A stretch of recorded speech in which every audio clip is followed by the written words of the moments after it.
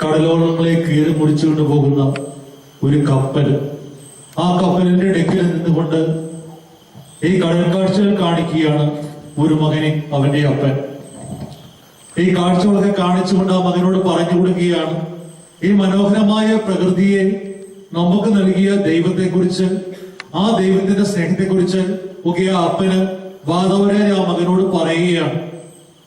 പക്ഷേ ആ കൊച്ചുകുട്ടിക്ക് മനസ്സിലാകുന്നില്ല ആ അപ്പൻ പറയുന്ന ദൈവത്തിന്റെ സ്നേഹം അത് എത്രത്തോളം വലുതാണ്. അതുകൊണ്ട് ആ കൊച്ചുകുട്ടി അവന്റെ അപ്പനോട് ചോദിച്ചു, അപ്പ ഈ പറയുന്ന ദൈവസ്നേഹം അപ്പന് എന്നോടുള്ള സ്നേഹത്തിന്റെ അത്രയൊക്കെ ഉണ്ടോ ഈ ദൈവത്തിന്റെ സ്നേഹം? അപ്പൻ പറഞ്ഞു, മോനെ, എനിക്ക് നിന്നോടുള്ള സ്നേഹത്തെക്കാളും ഒത്തിരിയേറെ വലുതാണ്. പക്ഷെ ആ കുട്ടിക്കൊന്നും മനസ്സിലാകുന്നില്ല. അവൻ പിന്നെയും ചോദിച്ചു, എത്രത്തോളം വരും ആ ദൈവത്തിന്റെ സ്നേഹം? അപ്പൻ പറയുന്ന ദൈവത്തിന്റെ സ്നേഹം.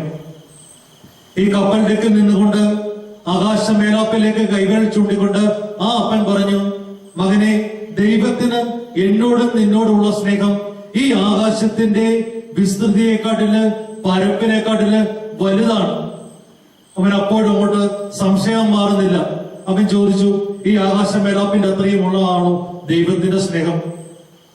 കടലിലേക്ക് ചൂണ്ടിക്കാണിച്ചുകൊണ്ട് അപ്പൻ പറഞ്ഞു, കടലിന്റെ ആഴം എത്രത്തോളം ഉണ്ടോ ഈ ആഴത്തെക്കാട്ടിലും വിസ്തൃതിയുള്ളതാണ് ദൈവത്തിന്റെ സ്നേഹം. അവന്റെ കുഞ്ഞു മനസ്സിലേക്ക് ദൈവം ഒരു കുഞ്ഞു ബുദ്ധി കൊടുത്തു. അപ്പൻ പറഞ്ഞ ആ വാക്കുകൾ അവന്റെ മനസ്സിലേക്ക് ഒന്നുകൂടെ കൊണ്ടുവന്നു. ആകാശ മേലാപ്പിനേക്കാൾ പരപ്പുള്ള ദൈവത്തിന്റെ സ്നേഹം, ഈ കടലിന്റെ ആഴങ്ങളിലേക്കാൾ ആഴമുള്ള ദൈവത്തിന്റെ സ്നേഹം. അവൻ നിൽക്കുന്നത് ആ കപ്പലിന്റെ ഡെക്കിലാണ്. അവൻ മുകളിൽ ആകാശത്തേക്കും താഴെ കടലേക്ക് നോക്കിക്കൊണ്ട് ആ അപ്പനോട് പറഞ്ഞു, അങ്ങനെയെങ്കിൽ അപ്പ, ഞാൻ ഒപ്പനും ഇപ്പോൾ നിൽക്കുന്നത് ദൈവസ്നേഹത്തിന്റെ ദൈവ പരിപാലനയുടെ ഇടയിലല്ലേ? ശരിയാണ്, ആകാശത്തിന്റെയും കടലിന്റെയും ഇടയിലാണ് പ്രിയപ്പെട്ടവരെ അവരെ നിൽക്കുക. എന്റെയും നിങ്ങളുടെയും ജീവിതം ഇതുപോലെ ദൈവ പരിപാലനയുടെ ദൈവസ്നേഹത്തിന്റെ ഇടയിലാണ് എന്റെയും നിങ്ങളുടെയും ജീവിതം കടന്നു പോവുക. പക്ഷേ ആ കുട്ടിയെ പോലെ എനിക്കും നിങ്ങൾക്കും ആ ദൈവത്തിന്റെ സ്നേഹത്തെ അതിന്റെ പാരമ്യത്തില് മനസ്സിലാക്കാനായിട്ട് സാധിക്കുന്നില്ല. ഹല്ലേലൂയ. അങ്ങനെ സാധിക്കണമെങ്കിൽ കൂടെയായിരിക്കുന്ന ദൈവത്തെ കുറിച്ച് എനിക്കൊരു ബോധ്യമുണ്ടാകണം. ആ ദൈവത്തോട് എനിക്കൊരു സ്നേഹം ഉണ്ടാകണം. അങ്ങനെ ഒരു സ്നേഹം ഉണ്ടാകുമ്പോൾ ആ ദൈവം എന്നിൽ നിന്ന് അകലെയാണെന്ന് എനിക്ക് തോന്നിയാലും ആ ദൈവം എന്റെ ഉള്ളിലായിരിക്കും. ഗൾഫ് നാടുകളില് വികാരിയായിട്ട് സേവനം അനുഷ്ഠിച്ച ഒരു വൈദികൻ പറഞ്ഞൊരു സംഭവമുണ്ട്. ഗൾഫിൽ ചെന്ന് 1-2 പണികളുടെ ചാർജ് ഉണ്ട്. അവിടെ ചെന്നപ്പോൾ ഒത്തിരി ആക്റ്റീവാണ്, ചെറുപ്പമാണ്. അതുകൊണ്ട് കുർബാനയ്ക്ക് വരുന്ന ചെറുപ്പക്കാരോടൊക്കെ പറഞ്ഞു, കുർബാനയ്ക്ക് വന്നാൽ മാത്രം പോരാ, ഇട ദിവസങ്ങളില് ഒരു ദിവസം കടകാകെ നിങ്ങൾ ഇവിടെ കടന്നു വരണം. ഗൾഫ് നാടുകളിൽ നമുക്ക് ഇവിടുത്തെ പോലെ വലിയ പ്രവർത്തനം നടത്താൻ സാധിക്കില്ല. പലയിടത്തും അവർക്ക് ജോലിയുണ്ട്, ജോലി തിരക്കുണ്ട്, മറ്റു കാര്യങ്ങളുണ്ട്. എങ്കിലും അച്ഛൻ പറഞ്ഞു, സമയമുണ്ടാക്കി കുറച്ചുപേരൊക്കെ കടന്നു വരണം. ഒരു ചുറുചുറുക്കുള്ള ഒരു ചെറുപ്പക്കാരനോട് അച്ഛൻ പറഞ്ഞു, മകനെ, എല്ലാ ബുധനാഴ്ചകളിലും 7 മണിക്ക് നീ പാരിഷാളിൽ വരണം. അച്ഛൻ പറഞ്ഞു, ആ മകൻ വന്നില്ല. അവൻ വളരെ ആക്റ്റീവ് ആയിരുന്നോണ്ട് അച്ഛൻ പിന്നെ അവനോട് പറഞ്ഞു, മകനെ, നീ ഈ മീറ്റിങ്ങിന് വരണം. അവൻ വന്നില്ല. 2 തവണ പറഞ്ഞപ്പോഴും ഈ മകൻ വിശ്വാസകാര്യത്തിലൊക്കെ വളരെ സജീവമായിട്ടുള്ള ആളാണ്. അപ്പൊ അച്ഛനൊരു സംശയം, എന്തുകൊണ്ടാണ് ഈ മകൻ എന്റെ വാക്ക് ധിക്കരിക്കുന്നത്? ഒരു ദിവസം ശുശ്രൂഷ കഴിഞ്ഞപ്പോ ഞായറാഴ്ച അച്ഛൻ ആ മകനോട് ചോദിച്ചു, എന്തുകൊണ്ടാണ് മകനെ നീ ഈ മീറ്റിങ്ങിനെ കടന്നു വരാത്തത്? ആ മകൻ പറഞ്ഞു, പള്ളിയിൽ വരാനുള്ള വിസമ്മതം കൊണ്ടോ വൈമനസ്യം കൊണ്ടോ ഒന്നുമല്ല. എന്റെ വിവാഹം കഴിഞ്ഞിട്ട് കുറച്ചു നാളെ ആയുള്ളൂ. എന്റെ വിവാഹത്തിന്റെ ആ ആദ്യ രാത്രിയില് ഞാനും എന്റെ ഭാര്യയും കൂടെ ആദ്യം എടുത്തൊരു തീരുമാനം ഇതാണ്: എല്ലാ ദിവസവും 7 മണിക്ക് ഞാനും എന്റെ ഭാര്യയും ഈ ഭൂലോകത്തിന്റെ ഏത് കോണിലായിരുന്നാലും ഞാൻ ഈ ജോലി ചെയ്യുന്ന എന്റെ സ്ഥലത്തെ എന്റെ റൂമിൽ ഇരുന്നുകൊണ്ട് ജപമാല ചൊല്ലി പ്രാർത്ഥിക്കും 7 മുതൽ 7:30 വരെ. ഇതേ സമയം തന്നെ എന്റെ ജീവിത പങ്കാളി ആ ഭവനത്തിലായിരുന്നുകൊണ്ട് പ്രാർത്ഥിക്കും. കിലോമീറ്ററുകളുടെ, രാജ്യങ്ങളുടെ ഒക്കെ വ്യത്യാസമുണ്ടെങ്കിലും ഈ ജപമാല പ്രാർത്ഥനയിലൂടെ, ഈ ആരാധനയിലൂടെ ഞാൻ എന്റെ ഭാര്യയും ഒന്നായിരിക്കുന്ന നിമിഷങ്ങളാണ്. സ്വർഗീയതയുടേതായ ആ നിമിഷങ്ങളാണ്. അതുകൊണ്ടാണ് വെച്ചാൽ എനിക്ക് പള്ളിയിലേക്ക് മീറ്റിങ്ങിന് കടന്നു വരാൻ സാധിക്കാത്തത്. അങ്ങനെ അവരുടെ ആ സ്നേഹം ആ പ്രാർത്ഥനയിൽ ഇരട്ടിക്കുന്ന പ്രിയപ്പെട്ടവരെ. അങ്ങനെ ദൈവത്തോട് നമ്മൾ സ്നേഹിക്കുമ്പോൾ കൂടെയുള്ള ദൈവത്തെ, കൂടെ ഉണ്ടാകേണ്ട ദൈവത്തെ വളരെ കരുതലോടുകൂടി കൃപയോടുകൂടി പ്രിയപ്പെട്ടവരെ എനിക്കും നിങ്ങൾക്കും മനസ്സിലാക്കുവാനായിട്ട് സാധിക്കും എപ്പോഴും കൂടെയായിരിക്കുന്ന ആ ദൈവത്തിന്റെ സ്നേഹത്തെ കുറിച്ച്. ഈ തിരുമണിക്കൂറുകളില് നമുക്ക് ധ്യാനിക്കാൻ വേണ്ടി ഈശോ തന്നിരിക്കുന്ന ഈ വചനഭാഗം വിശുദ്ധ പൗലോസ്ലീഹ തിമോത്തിയോസിന്റെ 2-ാം ലേഖനത്തിന്റെ 2-ാം അധ്യായത്തിന്റെ 3-ാം തിരുവചനമാണ് പ്രിയപ്പെട്ടവരെ. ഇവിടെ സ്ലീഹ പറയുകയാണ്, യേശു ക്രിസ്തുവിന്റെ നല്ല പടയാളിയെ പോലെ കഷ്ടപ്പാടുകൾ സഹിക്കുക. യേശുവിൽ വിശ്വസിക്കുന്ന, യേശുവിൽ ആശ്രയിക്കുന്ന ഓരോ മകനോടും മകളോടും പൗലോസ്ലീഹ പറയുകയാണ്, ഒരു പടയാളിയെ പോലെ, ഒരു സൈനികനെ പോലെ, ഒരു ഭടനെ പോലെ കഷ്ടപ്പാടുകൾ സഹിക്കാൻ നീ തയ്യാറായിരിക്കണം. എന്തുകൊണ്ടാണ് സ്ലീഹ ഒരു സൈനികനെ ഉദാഹരിക്കുന്നത്? നമുക്കറിയാം ഒരു പട്ടാളക്കാരന്റെ ജീവിതം. അവന്റെ ജീവിതത്തിന് അവന് സ്വന്തമായിട്ടുള്ള ഇഷ്ടങ്ങളൊന്നുമില്ല, ഇച്ഛകളൊന്നുമില്ല. ഒരു ദിവസത്തെ അവന്റെ ജോലി കഴിഞ്ഞ് ആ ബാരക്കിലേക്ക് അവൻ റഷ്യനാട് ചെല്ലുമ്പോഴായിരിക്കും വളരെ പെട്ടെന്ന് ഒരു മെസ്സേജ് വരിക, എത്രയും വേഗം തയ്യാറാകുക അടുത്ത ജോലിയിലേക്ക്. അല്ലെങ്കിൽ ഒരു അവധിക്ക് അപേക്ഷിച്ചു, ആ അവധി കിട്ടുന്ന സമയത്തായിരിക്കും ഒരു യുദ്ധമുന്നണിയിലേക്ക് പോകുവാനായിട്ട് അവരൊരു സന്ദേശം കിട്ടുക. അതായത് അവന്റെ ജീവിതത്തില് അവന്റെ മേലുദ്യോഗസ്ഥൻ നിർദ്ദേശിക്കുന്ന അനുസരിച്ച് മാത്രമേ അവന്റെ ജീവിതത്തെ ക്രമീകരിക്കാനായിട്ട് സാധിക്കുകയുള്ളൂ. ഇവിടെ സ്ലീഹ വളരെ വ്യക്തമായിട്ട് പഠിപ്പിക്കുകയാണ്, ഒരു ക്രിസ്തുസാക്ഷിയുടെ ജീവിതത്തില് സ്വന്തമായിട്ടുള്ള ഇഷ്ടങ്ങളോ അനിഷ്ടങ്ങളോ ഒന്നുമില്ല, മറിച്ച് നിന്റെ ജീവിതത്തെ ക്രമപ്പെടുത്തുന്നത് നീ എന്ത് ചിന്തിക്കണം, എന്ത് പ്രവർത്തിക്കണം, എങ്ങോട്ട് പോകണമെന്നുള്ളത് നീ തീരുമാനിക്കേണ്ട കാര്യമല്ല, മറിച്ച് ഒരു ഉദ്യോഗസ്ഥന് അവന്റെ മേലുദ്യോഗസ്ഥൻ കൊടുക്കുന്ന ആ തീരുമാനം പോലെ തന്നെ നിന്റെ ജീവിതത്തെ നിയന്ത്രിക്കേണ്ടതും നടത്തേണ്ടതും കർത്താവായിരിക്കണമെന്നുള്ള സുചിന്തിതമായ ഒരു സന്ദേശം പ്രിയപ്പെട്ടവരെ സ്ലീഹ ഈ വചനഭാഗത്തിലൂടെ എന്നെയും നിങ്ങളെയും പഠിപ്പിക്കുകയാണ്. ഒരു തീരുമാനമെടുക്കേണ്ടത്, പ്രവർത്തിക്കേണ്ടത് ഞാനും നിങ്ങളുമല്ല, മറിച്ച് ദൈവത്തിന്റെ കാരുണ്യത്തില് അവരിൽ ആശ്രയിച്ചുകൊണ്ട് എന്റെ ജീവിതത്തെ ഞാൻ ക്രമപ്പെടുത്തണം. അതാണ് സ്ലീഹ പഠിപ്പിക്കുന്ന ഒന്നാമത്തെ കാര്യം. രണ്ടാമതായിട്ട് ഈ വചനഭാഗത്തിൽ പഠിപ്പിക്കുന്നുണ്ട്, നിയമം പാലിക്കുന്ന മത്സരാത്രിക്ക് കിരീടം ലഭിക്കും. ഈ വചനഭാഗത്തിന്റെ 5-ാം തിരുവചനം, നിയമാനുസൃതം മത്സരിക്കാത്ത ഒരു കായിക അഭ്യാസിക്ക് കിരീടം ലഭിക്കുകയില്ല. ഒരു മത്സരത്തിൽ പങ്കെടുക്കുന്ന ഒരു വ്യക്തിയാണ് ഇവിടെ ഉദാഹരിക്കുക. പ്രിയപ്പെട്ടവരെ, നമുക്കറിയാം മത്സരങ്ങളിലൊക്കെ പങ്കെടുത്തിട്ടുള്ളവരാണ് നമ്മൾ. ഒരു മത്സരത്തിൽ പങ്കെടുക്കുമ്പോൾ ആ മത്സരത്തിൻ്റെതായ ചിട്ടകളുണ്ട്, റൂൾസും റെഗുലേഷൻസും ഒക്കെ ഉണ്ട്. അതിനോട് ചേർന്ന് നമ്മൾ ആ മത്സരത്തിൽ പങ്കെടുത്താൽ മാത്രമേ നമുക്ക് സമ്മാനം ലഭിക്കുകയുള്ളൂ. ഈ ജീവിതമാകുന്ന ഈ ഓട്ടത്തില് സ്വർഗീയ കിരീടം ലക്ഷ്യമാക്കി ഞാനും നിങ്ങളും ഓടുമ്പോ സ്ലീഹ പഠിപ്പിക്കുകയാണ്, ദൈവം തരുന്ന ചില നിയമങ്ങളുണ്ട്, ചില നിർദ്ദേശങ്ങളുണ്ട്. എന്റേതായ വ്യക്തിപരമായ സുഖങ്ങൾക്ക് വേണ്ടി, ഇഷ്ടങ്ങൾക്ക് വേണ്ടി ഞാൻ എന്റെ ജീവിതത്തില് ഓടുകയാണെങ്കിൽ കുറെ ഓട്ടം ഓടി തീർക്കാൻ മാത്രമേ പ്രിയപ്പെട്ടവരെ എനിക്ക് നിങ്ങൾക്ക് സാധിക്കുകയുള്ളൂ. അതുകൊണ്ട് സ്ലീഹ പറയുകയാണ്, സ്വർഗീയമായ ആ കിരീടത്തെ ലക്ഷ്യമാക്കിക്കൊണ്ട് നീ ഓടുകയാണെങ്കിൽ സ്വർഗത്തിലെ ആ കിരീടത്തിന് പ്രിയപ്പെട്ടവരെ ഞാനും നിങ്ങളും അർഹരായിത്തീരും. Hallelujah, hallelujah. വീണ്ടും 6-ാം തിരുവചനം, അധ്വാനിക്കുന്ന കർഷകനാണ് വിളവിന്റെ ആദ്യ പങ്ക് ലഭിക്കേണ്ടത്. സ്വർഗത്തിന് വേണ്ടി ഞാനും നിങ്ങളും പ്രിയപ്പെട്ടവരെ അധ്വാനിക്കണമെന്നാണ് സ്ലീഹ പഠിപ്പിക്കുക. അധ്വാനിക്കുന്ന കർഷകന് ആ വിളവിന്റെ ആദ്യ ഫലം കിട്ടുന്നത് പോലെ എന്റെ ദൈവത്തിന്റെ ആഗ്രഹത്തിനനുസരിച്ച്, ഇച്ഛയ്ക്കനുസരിച്ച് ഞാൻ പ്രവർത്തിക്കുമ്പോൾ സ്വർഗീയമായ ആ ഫലങ്ങളുടെ ആദ്യ പങ്ക് ലഭിക്കുവാന് പ്രിയപ്പെട്ടവരെ എനിക്ക് നിങ്ങൾക്കും സാധിക്കുമെന്ന് വളരെ വ്യക്തമായിട്ട് ഈശോ പഠിപ്പിക്കുകയാണ്. ഒരു പടയാളിയെ പോലെ കഷ്ടങ്ങൾ സഹിച്ചുകൊണ്ട് മത്സരത്തിൽ പങ്കെടുക്കുന്ന ഒരു മത്സരാർത്ഥിയെ പോലെ നിയമങ്ങൾ പാലിച്ചുകൊണ്ട് എന്റെ ജീവിതത്തെ ഞാൻ ക്രമപ്പെടുത്തുമ്പോൾ സ്വർഗീയമായ ഒത്തിരി കൃപകള് എന്റെ ജീവിതത്തിൽ ഉണ്ടാകുന്ന പ്രിയപ്പെട്ടവരെ സ്ലീഹ ഇവിടെ പഠിപ്പിക്കുകയാണ്. അതായത് ദൈവത്തോട് വിധേയപ്പെട്ടുകൊണ്ട്, ദൈവത്തിൽ ആശ്രയിച്ചുകൊണ്ട് ജീവിക്കുവാൻ പ്രിയപ്പെട്ടവരെ ഈ വചനഭാഗത്തോട് സ്ലീഹ പഠിപ്പിക്കുകയാണ്. ഇതിൽ നമുക്കുള്ള ഏറ്റവും വലിയ മാതൃക ഈശോ തന്നെയാണ്. ഈശോ തന്റെ ജീവിതത്തില് യേശുവിനോട്, പിതാവായ ദൈവത്തോട് ചേർന്ന് നിന്നുകൊണ്ടാണ് തന്റെ പ്രവർത്തനങ്ങളൊക്കെ നടത്തിയത്. ഹെബ്രായ ലേഖനത്തിന്റെ 5-ാം അധ്യായത്തിന്റെ 7-ാം തിരുവചനം. അവിടെ വചനം പഠിപ്പിക്കുകയാണ്, തന്റെ ഐഹിക ജീവിതകാലത്ത് ക്രിസ്തു മരണത്തിൽ നിന്ന് തന്നെ രക്ഷിക്കാൻ കഴിവുള്ളവന് കണ്ണീരോടും വലിയ വിലാപത്തോടും കൂടെ പ്രാർത്ഥനകളും യാചനകളും സമർപ്പിച്ചു. തന്റെ പരസ്യ ജീവിതത്തിന്റെ പ്രവർത്തനങ്ങളില് ശക്തി ആർജിക്കുന്നതിന് വേണ്ടി ശിഷ്യന്മാരോടൊപ്പവും ശിഷ്യന്മാരിൽ നിന്ന് മാറിയും പ്രാർത്ഥിക്കുന്ന യേശുവിനാണ് നമുക്ക് കാണാൻ സാധിക്കുക. ശിഷ്യന്മാർക്ക് അതിൽ പങ്കെടുക്കാൻ സാധിക്കാതെ വരുമ്പോൾ ഈശോ ചോദിക്കുന്നുണ്ട്, നിങ്ങൾക്ക് 1 മണിക്കൂറെങ്കിലും ഉടനോടൊപ്പം പ്രാർത്ഥിക്കാൻ സാധിക്കുന്നില്ലേ? ജീവിതത്തിന്റെ എല്ലാ അവസ്ഥകളിലും ദൈവത്തിൽ നിന്നും അറിവ് നേടേണ്ട, അഭിപ്രായം നേടേണ്ട ഒരു കാര്യമാണ് പ്രിയപ്പെട്ടവരെ ഈ വചനഭാഗത്തിൽ പഠിപ്പിക്കുക. വീണ്ടും വചനം പഠിപ്പിക്കുന്നു, പുത്രനായിരുന്നിട്ടും തന്റെ സഹനത്തിലൂടെ അവൻ അനുസരണം അഭ്യസിച്ചു. ദൈവത്തിന്റെ പുത്രനായിരുന്നു, എന്നിട്ടും പിതാവായ ദൈവത്തിന്റെ ഇച്ഛയ്ക്കനുസരിച്ച് പുത്രനായ യേശു തന്റെ ജീവിതത്തെ മാറ്റി.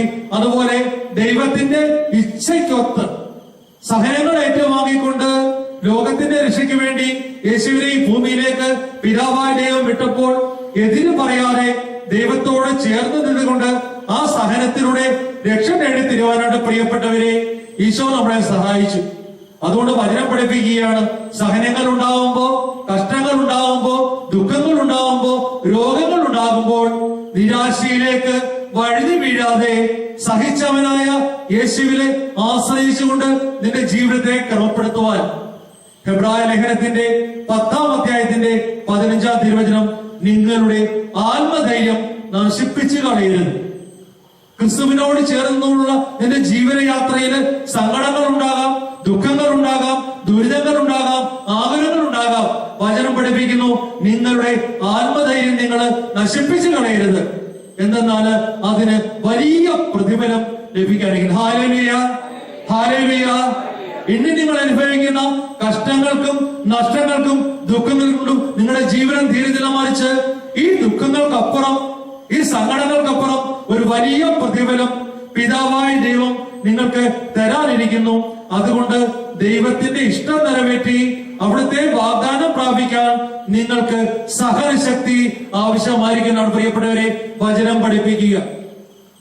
നമ്മുടെ സങ്കടങ്ങളിലും ദുഃഖങ്ങളിലും ദുരിതങ്ങളിലും ഒക്കെ കൂടെ നിൽക്കുന്ന ഒരു യേശുവാണ് നമുക്കുള്ളത്. കൂടെ നിൽക്കുന്ന യേശു. പലപ്പോഴും നമ്മുടെ ജീവിതത്തിൽ നമ്മൾ ചിന്തിക്കും, എന്റെ സങ്കടങ്ങളിൽ എന്റെ ദൈവം എന്റെ കൂടെ ഉണ്ടോ എന്ന്. ഒരു ചേട്ടൻ മരിച്ച് സ്വർഗത്തിലേക്ക് പോയി. സ്വർഗത്തിൽ ചെന്നപ്പോൾ ദൈവം കുശലങ്ങളൊക്കെ ചോദിച്ചുകൊണ്ട് ആ ചേട്ടന്റെ അടുത്ത് വന്നു. ചേട്ടന് സന്തോഷമായി, ദൈവത്തെ നേരിൽ കണ്ട് സംസാരിക്കാനായിട്ട് സാധിച്ചില്ല. വളരെ സന്തോഷം. അപ്പോൾ ദൈവം ആ ചേട്ടനോട് ചോദിച്ചു, കടന്നു വന്ന ജീവിതയാത്രയൊക്കെ മനസ്സിലുണ്ടോ? ചേട്ടൻ പറഞ്ഞു, ചില കാര്യങ്ങളൊക്കെ ഓർമ്മയുണ്ട്, ചില കാര്യങ്ങളൊന്നും ഓർമ്മയില്ല. അപ്പൊ ദൈവം പറഞ്ഞു, നീ നിന്റെ അമ്മയുടെ മടിത്തട്ടില് അല്ലെങ്കിൽ ആ പിറന്നു വീണ നിമിഷം മുതൽ ഇവിടെ ആയിരിക്കുന്ന നിമിഷം വരെയുള്ള നിന്റെ കാര്യങ്ങളൊക്കെ ഞാനൊന്ന് കാണിച്ചു തരാം. ആ ചേട്ടന് ഒരു സ്ക്രീനിൽ എന്ന പോലെ തന്റെ ജീവിതത്തെ ഇങ്ങനെ കാണുകയാണ്. ഒരു പിഞ്ചു കുഞ്ഞായി പിച്ച വെച്ചടന്ന നിമിഷങ്ങള്, ബാല്യകൗമാരങ്ങള്, യൗവനങ്ങള്, വാർദ്ധക്യം, അവസാനം രോഗശൈലി കിടക്കുന്നത്, മരിക്കുന്നത്. ആ ചേട്ടൻ ഇങ്ങനെ സൂക്ഷിച്ചു നോക്കിയപ്പോൾ ചേട്ടൻ ഒരു കാര്യം കണ്ടു.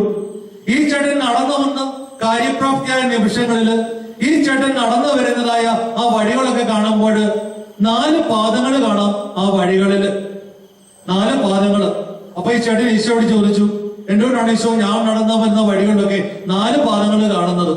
അപ്പോൾ ഈശോ പറഞ്ഞു, നീ ജനിച്ച നിമിഷം മുതൽ നീ മരിക്കുന്ന നിമിഷം വരെ ഞാനും നിന്റെ കൂടെ നിന്റെ ജീവിതത്തിന്റെ ഈ യാത്രയിൽ എപ്പോഴും ഉണ്ടായിരുന്നു. അതുകൊണ്ട് 2 പാദങ്ങളും നിന്റെയാണ്, 2 പാദങ്ങളും എന്റെയും.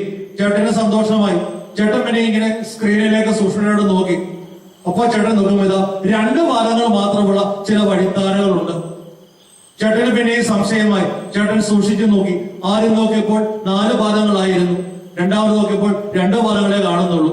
അപ്പൊ ചേട്ടന് ഇങ്ങനെ ചിന്തിച്ചു, ഈ 2 പാദങ്ങൾ മാത്രം കാണുന്ന അവസരം എന്റെ ജീവിതത്തിൽ എപ്പോഴായിരുന്നു?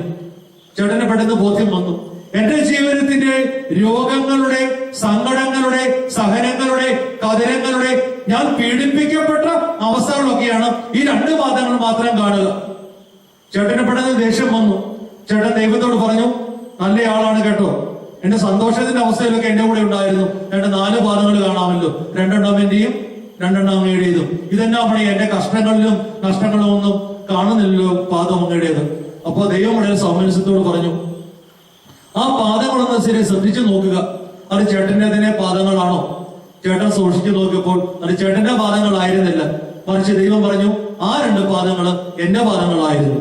നിന്റെ സങ്കടത്തിലും നിന്റെ ദുഃഖത്തിലും നിന്റെ ദുരിതത്തിലൊക്കെ ഞാന് നിന്നെ ഉപേക്ഷിച്ചു പോയില്ല, മറിച്ച് ഞാൻ നിന്നെ എടുത്ത് എന്റെ തോളിലേറ്റിക്കൊണ്ട് നടക്കുകയായിരുന്നു. അതുകൊണ്ട് എന്റെ രണ്ട് പാദങ്ങളാണ് നിന്റെ ജീവിതത്തിന്റെ സങ്കടങ്ങളുടെ ആ വഴിത്താരമൊക്കെ കാണുന്നത്. പക്ഷേ അപ്പോഴൊന്നും നീ എന്നെ കണ്ടില്ല, നിന്നെ ഉൾക്കൊണ്ടില്ല. സങ്കടം വന്നപ്പോ, ദുഃഖം വന്നപ്പോ, ദുരിതം വന്നപ്പോ പ്രിയപ്പെട്ടവരെ, ഞാനും നിങ്ങളും ചെയ്യുന്നവരെ ആ ചേട്ടനെ എന്തിൽ ആശ്രയിച്ചു? എന്റെ കഴിവുകളില്, എന്റെ ആരോഗ്യത്തില്, എന്റെ ധനത്തില്, എന്റെ വിദ്യാഭ്യാസത്തില്, എന്റേതായിട്ടുള്ള ഭൗമികമായ കഴിവുകളില്, ക്രമീകരണങ്ങളില് ഒക്കെ ഞാൻ ആശ്രയിച്ചു. പക്ഷേ എന്റെ സങ്കടങ്ങളിലും എന്റെ ദുഃഖത്തിലും എന്റെ ദുരിതത്തിലും എന്റെ ഈശോ എന്റെ കൂടെ ഉണ്ടായിരുന്നു. ആ നിമിഷങ്ങളില് അവൻ എന്നെ താഴെ നിലത്ത് മുട്ടിക്കാതെ എടുത്തു വരുത്തിക്കൊണ്ട് നടക്കുകയായിരുന്നു. ആ യാഥാർത്ഥ്യത്തിലേക്ക് കടന്നു വരാനായിട്ട് പ്രിയപ്പെട്ടവരെ എനിക്ക് നിങ്ങൾക്ക് സാധിക്കുമ്പോഴാണ് ദൈവത്തിന്റെ വിശ്വാസത്തിന്റെ ആ തലങ്ങളിലേക്ക് കടന്നു വരിക. എന്റെ ദൈവം എന്റെ കൂടെയുള്ള ദൈവമാണ്. എന്നെ വിട്ടുപോകുന്ന ഒരു ദൈവമല്ല, എന്നെ അകറ്റി നിർത്തുന്ന ദൈവമല്ല, എന്നെ ശപിക്കുന്ന ശകാരിക്കുന്ന ഒരു ദൈവമല്ല, മറിച്ച് എന്റെ കൂടെ എപ്പോഴും ആയിരിക്കുന്ന ദൈവമാണ് നമ്മുടെ ദൈവം. ഹല്ലേലൂയ. വലുതേരവർക്ക് ഹല്ലേലൂയ. സന്തോഷത്തോടെ ഹല്ലേലൂയ. യെശയ്യാ പ്രവാചകന്റെ പുസ്തകം 7-ാം അധ്യായത്തിന്റെ 14-ാം തിരുവചനം, വിശുദ്ധ പത്രോസ്‌യുടെ സുവിശേഷം 1-ാം അധ്യായത്തിന്റെ 23-ാം തിരുവചനം വളരെ വ്യക്തമായിട്ട് വചനം പഠിപ്പിക്കുകയാണ്. ഏത് സാഹചര്യത്തിലും നിന്റെ കൂടെ ഉള്ളവനാണ് നിന്റെ ദൈവമെന്ന്. 21-ാം തിരുവചനം പഠിപ്പിക്കുന്നു, അവൾ ഒരു പുത്രനെ പ്രസവിക്കും, നീ അവൻ യേശു എന്ന പേരിടണം, ദൈവം നമ്മുടെ കൂടെ എന്നർത്ഥമുള്ള എമ്മാനുവേൽ എന്ന് അവൻ വിളിക്കപ്പെടും. ഹല്ലേലൂയ. എന്റെ ദൈവത്തിന്റെ പേര് എമ്മാനുവേൽ എന്നാണ്. അതായത് ദൈവം നമ്മോട് കൂടെ. എന്റെ ദൈവത്തിന്റെ പേര് എമ്മാനുവേൽ എന്നാണെങ്കിൽ ആ ദൈവത്തിന് എന്നെ ഉപേക്ഷിച്ചുകൊണ്ടോ എന്റെ കണ്ണീര് കാണാതെയോ എന്റെ സങ്കടം കാണാതെയോ വഴുതി മാറിപ്പോകാനുള്ള പ്രിയപ്പെട്ടവരെ സാധിക്കുകയില്ല. എന്റെ ദൈവം എന്റെ കൂടെ ചേർന്ന് നിൽക്കുന്ന ദൈവമാണ്. എന്റെ ദൈവം എമ്മാനുവേലാണ്. ഹല്ലേലൂയ. വീണ്ടും എന്റെ കണ്ണീര് കാണുന്ന ഒരു ദൈവമാണ് എന്റെ ദൈവം.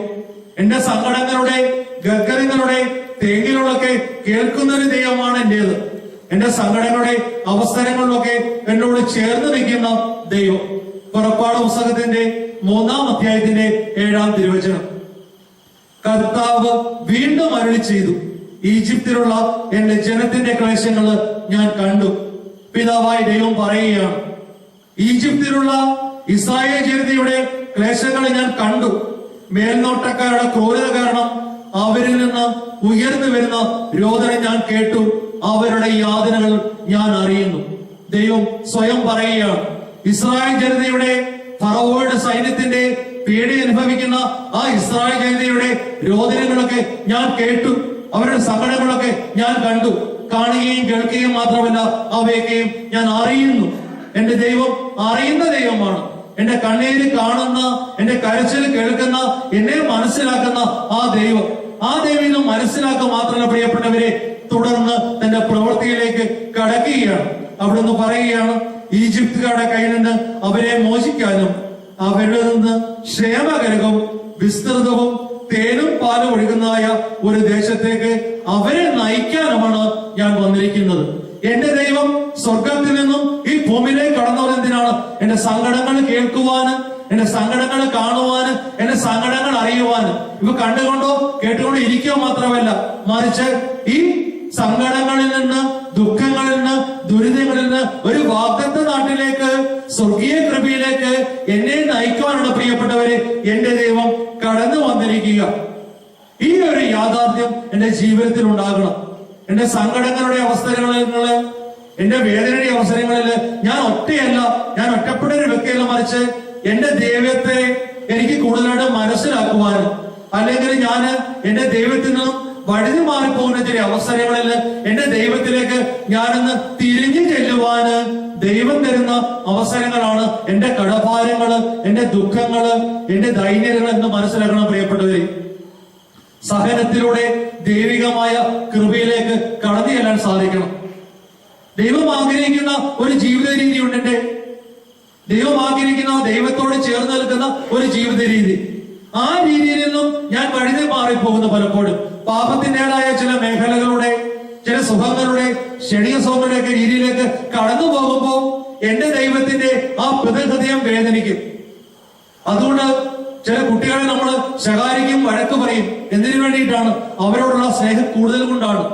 അതുപോലെ തന്നെ എന്നെ സ്നേഹിക്കുന്ന എന്റെ ദൈവം, ഞാൻ അവൻ കാണിച്ചു തരുന്ന ആ വഴികളിൽ നിന്നും വഴുതി മാറിപ്പോകുമ്പോൾ എന്റെ ദൈവവും എന്റെ ജീവിതത്തിലേക്ക് ചില ശകാരങ്ങളായിട്ട്, ചില കുഞ്ഞടികളായിട്ട് എന്റെ ജീവിതത്തിലും ചില രോഗങ്ങളുടെ, ദുഃഖങ്ങളുടെ, സഹനങ്ങളുടെ ഒക്കെ അവസരം ഉണ്ടാകും. ആ അവസരം പ്രിയപ്പെട്ടവരെ നമുക്ക് ബോധ്യപ്പെടണം. എന്റെ ജീവിതത്തെ ക്രമീകരിക്കാൻ വേണ്ടി എന്റെ ദൈവം തന്നിട്ടുള്ളവയാണ് ഈ സഹനങ്ങളൊക്കെയും. രോഗത്തിന്റെ അവസ്ഥയില്, ദൈന്യതയുടെ അവസ്ഥയില് ചിന്തിക്കുവാൻ സാധിക്കണം. എന്തുകൊണ്ടാണ് എന്റെ ജീവിതത്തിൽ ഈ ഒരു കടഭാരം? എന്തുകൊണ്ടാണ് എന്റെ ജീവിതത്തിൽ ഈ ഒരു ആകുലത? നിരന്തരമായിട്ട് പ്രാർത്ഥിച്ചിട്ടും ധ്യാനിച്ചിട്ടും എന്റെ ദൈവം കണ്ണു തുറക്കുന്നില്ല. ദൈവം കണ്ണു തുറക്കാത്തല്ല പ്രിയപ്പെട്ടവരെ. ദൈവം കാരുണ്യത്തിന്റെ മൂർത്തിയാണ്. ദൈവം സ്നേഹത്തിന്റെ തികവാണ്. ദൈവം എല്ലാ ദൈവന്റെയും പാരമ്യമാണ് ഈ ദിവ്യകാരുണ്യേശു. ഈ ലോകം മൊത്തം ഒരൊറ്റ വാക്കിനാലെ സൃഷ്ടിച്ച ദൈവത്തിന്റെ പുത്രനായിരുന്നിട്ടും ആ കാലിത്തൊഴുത്തിന്റെ ദൈന്യതയില് പിറവിയെടുക്കാൻ മനസ്സിലായതാണ് എന്റെയും നിന്റെയും ദൈവം. അത്രത്തോളം ക്ഷമ കാണിച്ചു. വീണ്ടും അവന്റെ പരസ്യ ജീവിതത്തിലുടനീളം അശരണരുടെ കൂടെ, അഗതികളുടെ, നിരാലംബരുടെ കൂടെ തന്റെ ജീവിതത്തെ മുന്നോട്ട് നയിക്കുന്ന ദൈവം അവസാനം കാൽവരിക്കുന്നിന്റെ നെറുകയില് പാടപീടപ്പെട്ട് തിരിച്ചോടി ചൊല്ലി മരിച്ചിട്ട് ഇതാ ഈ തിരുവോസ്തിയുടെ അത്രയും രൂപത്തിലേക്ക് ചെറുതു പോകാൻ എളിമ കാണിച്ചൊരു ദൈവമാണ്. ആ ദൈവത്തിന്റെ മുന്നിലാണ് പ്രിയപ്പെട്ടവരെ ഞാനും നിങ്ങൾ നിൽക്കുക. എന്നെ മനസ്സിലാക്കുന്ന ഒരു ദൈവമാണ്, എന്നെ സഹായിക്കുന്ന ഒരു ദൈവമാണ്, എന്നെ സംരക്ഷിക്കുന്ന ഒരു ദൈവമാണ്. ആ ദൈവത്തിന്റെ ഇച്ഛയ്ക്കൊത്ത് ജീവിതം ക്രമപ്പെടുത്താനായിട്ട് ജീവിതത്തിലേക്ക് കടന്നു വരുന്ന ദുഃഖങ്ങളെ ഏറ്റുവാങ്ങാനായിട്ട് പ്രിയപ്പെട്ടവരെ എനിക്ക് നിങ്ങൾക്ക് സാധിക്കണം. കാരണം ഈ ദുഃഖങ്ങളെയൊക്കെയും ഏറ്റെടുക്കുവാൻ വേണ്ടിയിട്ടാണ് അവൻ ഈ ലോകത്തിലേക്ക് കടന്നു വന്നത്. യെശയ്യാ പ്രവാചകന്റെ പുസ്തകം 53-ാം അധ്യായം 5 മുതലുള്ള തിരുവചനങ്ങള്. നമ്മുടെ അതിക്രമങ്ങൾക്ക് വേണ്ടി അവൻ മുറിവേൽക്കപ്പെട്ടു, നമ്മുടെ അകൃത്യങ്ങൾക്ക് വേണ്ടി ശരമേൽപ്പിക്കപ്പെട്ടു. അവന്റെ മേലുള്ള ശിക്ഷ നമുക്ക് രക്ഷ നൽകി, അവന്റെ ശരങ്ങളാൽ നാം സൗഖ്യം പ്രാപിച്ചു. എന്റെയും നിങ്ങളുടെയും ജീവിതത്തിലെ സങ്കടങ്ങളെയും ദുഃഖങ്ങളെയും ഒക്കെ ഏറ്റെടുക്കാൻ വേണ്ടിയിട്ടാണ് കാൽവരി കുരിശിൽ അവൻ ഏറിയത്. 53-ാം അധ്യായത്തിന്റെ 4-ാം തിരുവചനം പഠിപ്പിക്കുന്നു, നമ്മുടെ വേദനകളാണ് യഥാർത്ഥത്തിൽ അവൻ വഹിച്ചത്. ഈശോ വഹിച്ച ഭാരം മുഴുവൻ, ഈശോ വഹിച്ച യാതന മുഴുവൻ, ഈശോ വഹിച്ച വേദന മുഴുവൻ എന്റെയും നിന്റെയും പാപങ്ങളായിരുന്നു, ജീവിതഭാരങ്ങളായിരുന്നു. പ്രിയപ്പെട്ടവരെ, ആ യാഥാർത്ഥ്യത്തിലേക്ക് കടന്നു വരാനായിട്ട് പ്രിയപ്പെട്ടവരെ എനിക്ക് നിങ്ങൾക്ക് സാധിക്കണം. ഈ നിമിഷങ്ങൾ നമുക്ക് ഈ ദിവ്യകാരുണ്യ സന്നിധിയിൽ എഴുന്നേറ്റ് നിൽക്കാം.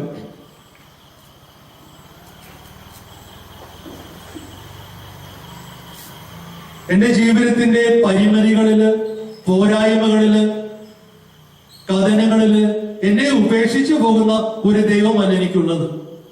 മറിച്ച് എന്റെ ജീവിതത്തോട് ചേർന്ന് വന്നുകൊണ്ട് എന്റെ ജീവിതത്തെ പരിപാലിക്കുന്ന, പരിപോഷിപ്പിക്കുന്ന ഒരു ദൈവം. ആകാശത്തിന്റെ ആ വലിയ വിസ്തൃതിയേക്കാൾ വലിയ സ്നേഹം എന്നോട് കാണിക്കുന്ന ഒരു ദൈവം. കടലാഴങ്ങളെക്കാൾ എന്നെ സ്നേഹിക്കുന്ന ആ ഒരു ദൈവം. പക്ഷേ ആ ദൈവത്തിന്റെ സ്നേഹത്തെ അതിന്റെ യഥാർത്ഥ അർത്ഥത്തില് എന്റെ ജീവിതത്തില് എനിക്ക് ഉൾക്കൊള്ളാനായിട്ട് സാധിക്കുന്നില്ല. എന്റെ ജീവിതത്തില് സങ്കടങ്ങൾ ഉണ്ടാകുമ്പോ, ദുഃഖങ്ങൾ ഉണ്ടാകുമ്പോ ഞാൻ എന്റെ ദൈവത്തിന് കൂടുതലായിട്ട് ആശ്രയിക്കുന്നതിന് പകരം ആ ദൈവത്തെ ഉപേക്ഷിച്ചു പോകുകയാണ് പലപ്പോഴും. എന്തിനെന്റെ ജീവിതത്തിൽ ഈ സങ്കടം തന്നു, എന്തിനെന്റെ ജീവിതത്തിൽ ഈ ദുഃഖം തന്നു, ദുരിതം തന്നു.